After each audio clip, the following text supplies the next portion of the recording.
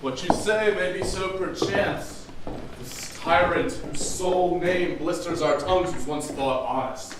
You have loved him well. I am not treacherous. But Macbeth is. A good and virtuous nature may recoil in an imperial charge. I have lost my hopes. Chance even there where I did find my doubts. Why in that wrongness left your wife and child? I pray you, let not my jealousies be your dishonors, but mine own safety. You may be rightly just, whatever I should think. Bleed, bleed, poor country. Great tyranny. Fare thee well, Lord. I would not be the villain that thou thinkest for all the space that's in the tyrant's grasp. Be not offended. I speak not as an absolute fear. I think withal there be people uplifted in my right. And here, from gracious England, have I offered goodly thousands. But for all this, when I shall tread upon the tyrant's head, or wear it upon my sword, yet my poor country shall have more vices than it had before, more suffer in more sundry ways than ever by him that shall succeed it. What should he be? It is myself, I mean, in whom I know all the particulars of vice so grafted that, when they shall be opened, black Macbeth will seem as pure as snow, and the poor state esteem him as a lamb when compared with my confinement arms. Not in the legions of horrid hell can come a devil more damned in evils to top Macbeth. I grant him bloody, false, deceitful, smacking of every sin that has a name. But there's no bottom, none in my voluptuousness.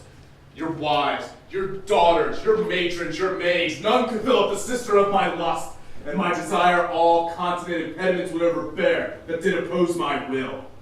Better Macbeth than such a one to reign. Boundless intemperance in nature is a tyranny. It hath been the untimely emptying of the happy throne and fall of many kings. Yet do not fear to take upon you what is yours. You may convey your pleasures in a spacious plenty. We have willing dames enough.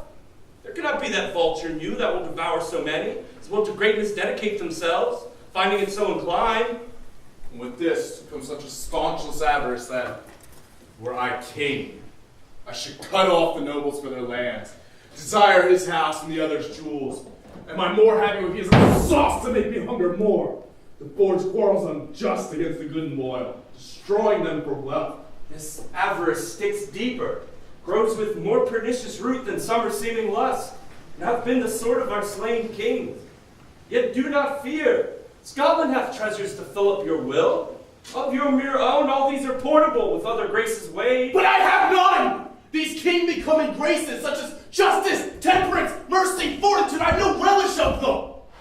Nay, had I power, I should pour the sweet milk of concord into hell, uproar the universal peace, confound all unity on earth. Oh, Scotland! Scotland!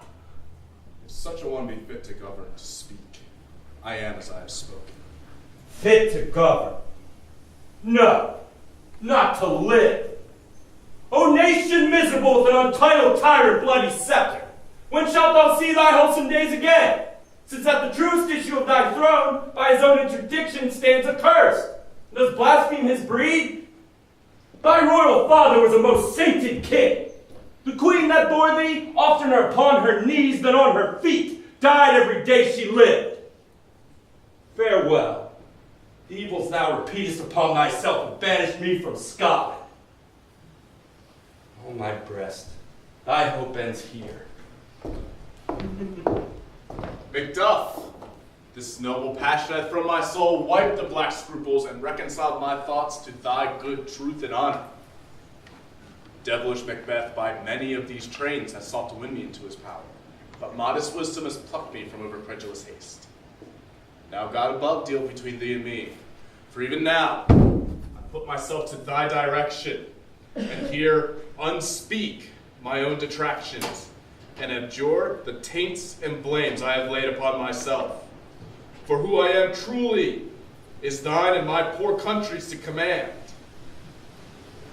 Whither indeed, good Seward, with 10,000 warlike men already at a point we set forth, and now will together, and our chance of goodness be like our warranted quarrel.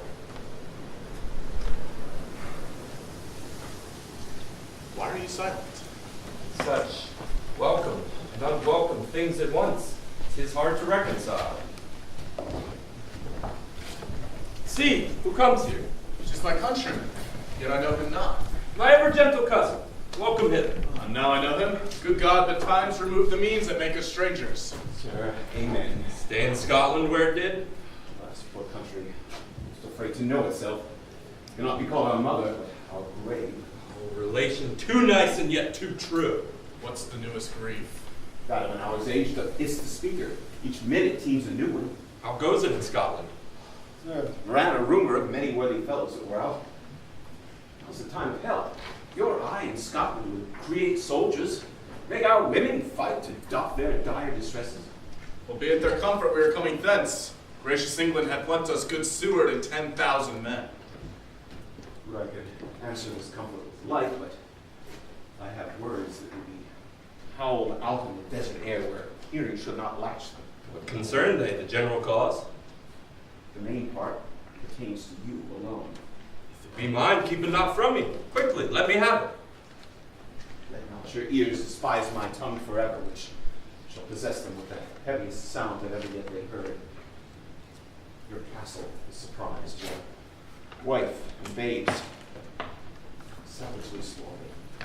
Merciful heaven. Think the manner where on the quarry of these murdered deer to have the death of you. Speak sorrow words. The grief that does not speak whispers the overfraught heart and bids it break. My children too. Wife, children, servants, all that could be found. I must be from thence. My wife killed too. Said. Be comforted. Let us make medicines of our great revenge to cure this deadly grief. He has no children. All my pretty ones. Did you say all? Oh, Hellkite, all? Dispute it like a man. I shall do so, but I must also feel it as a man.